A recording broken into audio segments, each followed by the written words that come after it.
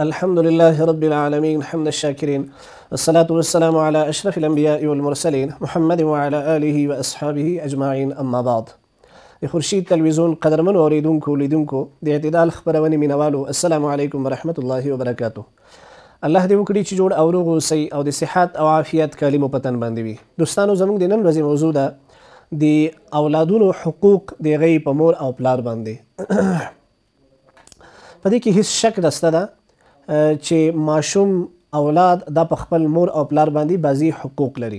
نن که چېرته موږ تاسو وګورو پلار او مور خو دې تقاضا کوي او د خپلو اولادونو نه غواړي چې اولاد دې زما احترام وکړي، زما د ادب وکړي، زما د خیال وساتي، زما د عزت وکړي او هغه خپل حقوق چې واقعا مور او پلار هغه حقوق لري له خپلو اولادونو نه غواړي. مګر بالمقابل آیا دغې مور او پلار د خپلو ماشومانو هغه کوم حقوق چې اسلام ورته ورکړي دي او په دې باندې لازم دي هغه یې پوره کړي دي که نه؟ کله چې یو ماشوم پیدا کیږي نو مور او پلار مسؤلیت فقط دا نه دی چې هغه ماشوم دنیا ته راوړي، د هغې سالمه تربیه کول، هغه ته سالمه روزنه ورکول، د هغې تحصیل، د هغې تعلیم، د هغه تربیه دا د مور او پلار باندې لازمه ده. د اولاد لپاره اولني هغه زانګو د تربیت هغه د مور او د پلار غېږه ده چې مور او پلار په خپلو کړنو سره، په خپلو ویناو سره، په خپل گفتار سره، په خپل معاملاتو سره او په خپل تعامل سره خپل اولاد ته داسې لارې ور وښیي چې دغه اولاد سبا ته لویږي هغه د جامعې لپاره او د ټولنې لپاره یو سالم اولاد وروزي، آینده کې یو سالم اولاد هغه ټولنې ته وړاندې کړي تر څو هغه د ملت په خیره موسیږي، د خلکو په خیره موسیږي، د خپل مور او د پلار د فامیل د کورنۍ په خیره باندې هم موسیږي او آخرت ته هم فایده ورسوي. دوستانو دغه اولاد که چېرته تاسو نیک لوی که د قیامت په ورځ باندې همدغه اولاد ستاسو لپاره صدقه جاریه ګرځي. نیک اولاد د قیامت په ورځ باندې د خپل مور او پلار لپاره شفاعت کوي.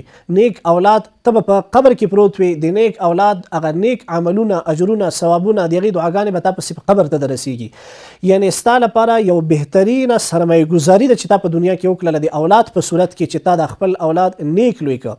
زما مقصد دا نه دی چې خپل اولاد ته خامخا هغه علم دیني وښیي یا قرآن ورباندې زده کړي. که چا ورباندې زده کړه ډېر ښه یې وکړه، که چا ورته علم دیني ورکړه ډېر ښه یې وکړه. مګر که دغه خپل اولاد ته ډاکټر هم جوړ کړو، دغه اولاد سبا ته د ټولنې په خدمت کې لګیا دی او د خلکو تداوي کوي، د خلکو خدمت کوي، دغه هم اجر و ثواب دی، دا هم عبادت دی. که ستا اولاد تجارت کوي، په کاروبار کې اوسیږي او په دې تجارت کې هغه د خپلو وګړو د خلکو لپاره خدمت کوي، دا هم ستا لپاره صدقه جاریه ده. مقصد مې دا دی چې دغه نیک اولاد هم ستا لپاره د نیکبختۍ سبب ګرځي. دغه نیک او ښه اولاد چې تا ورته ښه تربیه ورکړې ده دا ستا لپاره د سعادتمندۍ سبب ګرځي. او که دغه اولاد ته تا ښه لاره ور ونه ښوده، نیکه لاره دې ور نه ښودله، د هغې د تعلیم او د تحصیل پروا دې ونه ساتله، د هغې د حقوقو پروا دې ونه ساتله، دغه اولاد سبا لپاره ستا د دنیا کې هم سر درد دی، ټولنې ته به هم چې دی ضرر رسیږي او آخرت کې هم ستا د کامیابۍ ناکامۍ ذریعه ګرځي. لدې ونه شریعت بعضي اصول وضع کړي، بعضي حقوق یې وضع کړي دي د مور او پلار لپاره چې کله ته اولاد دنیا ته راوړې ته باید کوم اصول او کوم حقوق په نظر کې ونیسي.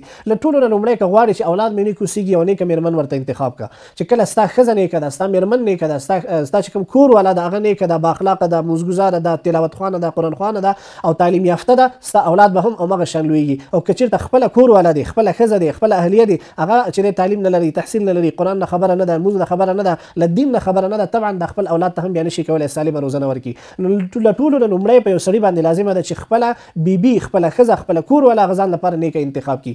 په دویم نمبر کې کله چې دغه اولاد دنیا ته راځي، له ټولو نه اول کوم چې شریعت اصول تعین کړي دي د خپل ماشوم لپاره یو نیک نوم انتخاب کول، داسې نوم چې سبا ته هغه ورباندې فخر احساس کړي، داسې نوم نه چې سبا ته یو سړی هغه ته هغه نوم اخلي او هغه ورباندې وشرمېږي او بیا هغه خلکو ته وایي چې دا خو مې پلار راباندې ایښی دی نو زه څه وکړم.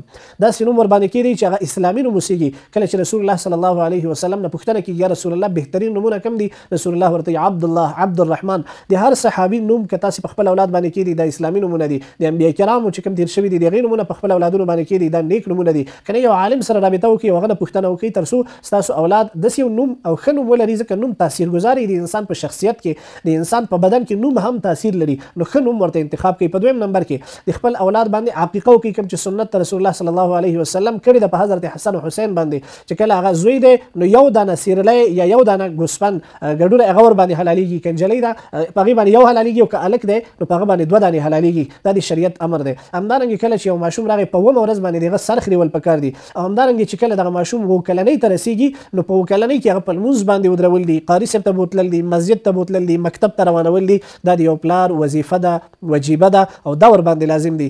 انشاءالله د خپلونې په وروستیو برخو کې به د حقوق فرزندان یا د اولادونو چې کوم حقوق دي په خپل مور او پلار باندې بقایا تفصیل به ان شاء الله وړاندې سي. اوس وخت کې ولنه د مل روبیر تر راګرځو ان شاء الله لمغ سره وسی.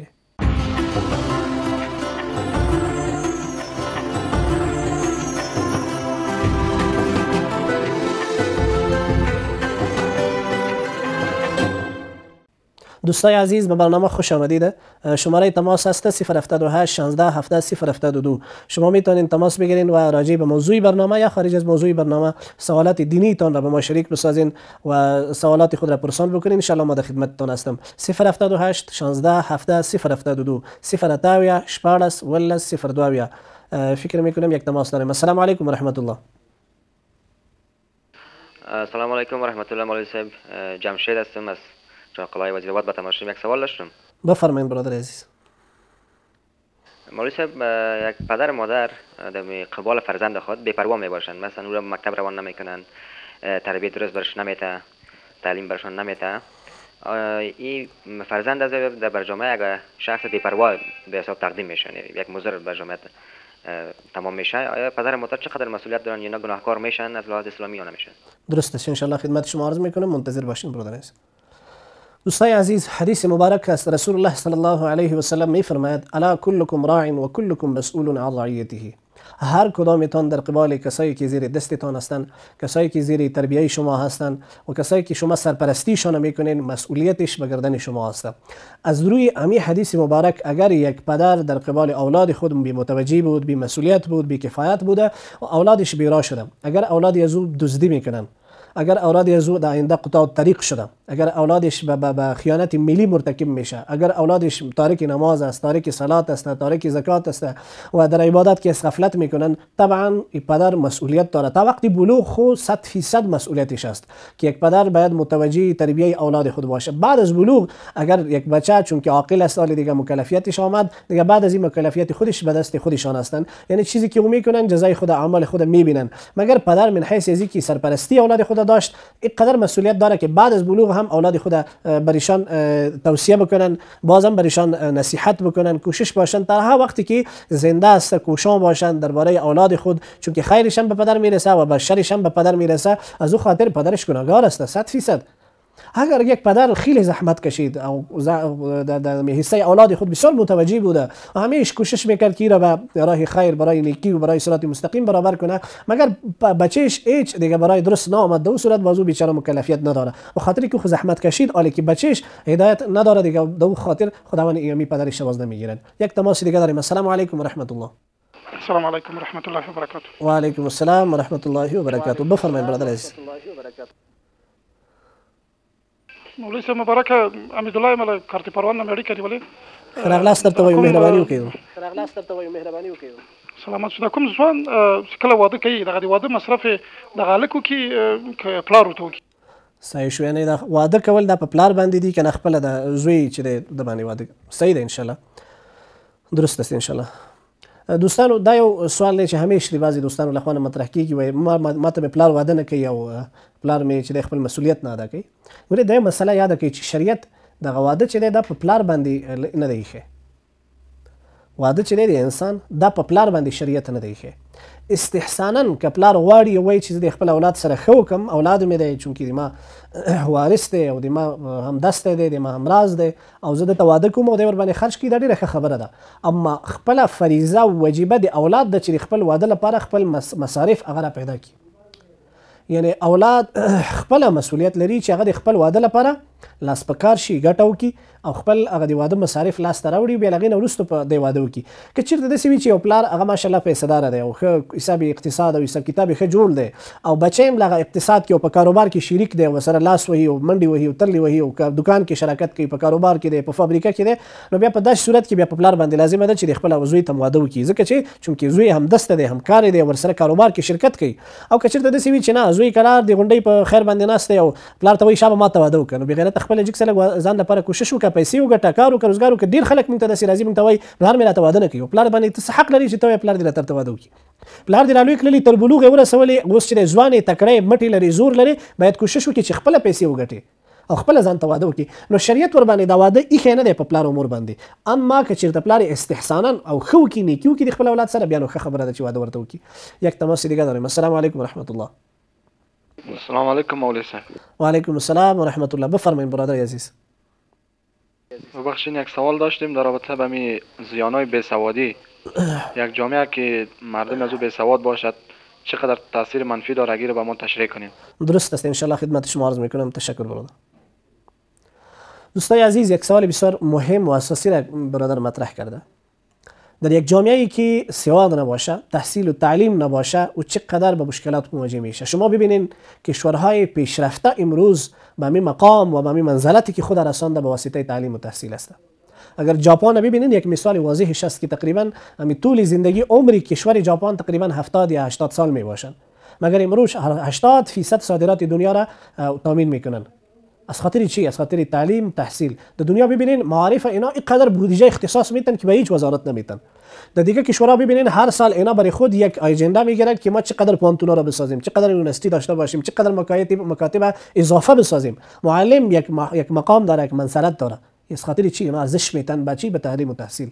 و جامعه‌ای که بی‌سواد باشن، باز جامعه ما و شما واری است که حتی یک سوزن فابریکیشن در کشور نداریم. همین قلمی که پیش ما آمده و میره استفاده میکنیم، این قلم هم از دیگه کشورها وارد شده در اینجا آمده. از این که دیگه چی داشته باشیم؟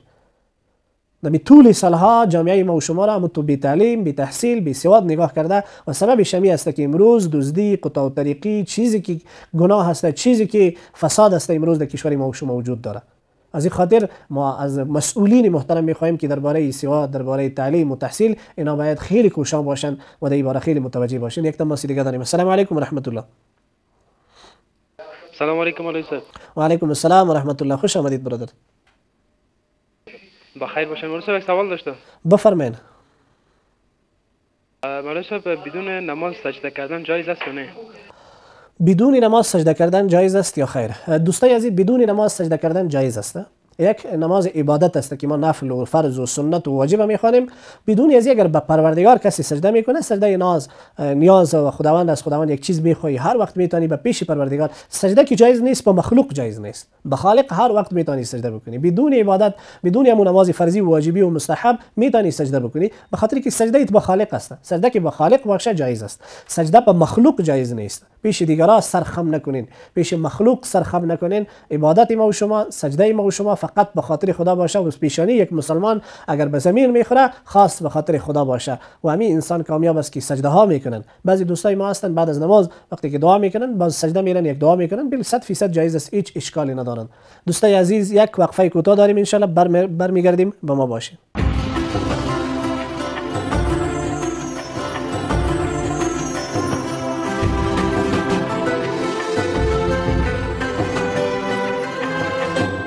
دوستای عزیز، به برنامه خوش آمدید. حقوق فرزندان بالای پدرانشان یکی از این حقوقی است. وقتی که به سن 7 سالگی و به 10 سالگی میرسه، رسول الله صلی الله علیه و سلم میفرماید که شما اولادتان را به نماز استاده کنین. فقط در اینجا حکم نماز شده، مروا اولادکم بالصلاه و هم ابناء 7 سنین واضربوهم بها و هم ابناء 10 سنین. مگر مقصد اگر امر خصوصی نماز شده، مگر متوجه باشین دوستای عزیز که فقط نماز نیست. هر و عمل نیکی که یک طفل عادت میگیرن و برای آینده یک چیزی روشن ساز میسازه، او را باید برایشان یاد بدیم. مثلا مدرسه هم روان کنیم، مکتبشان هم روان کنیم و همچنان درباره تربیت اخلاقیشان متوجه باشیم.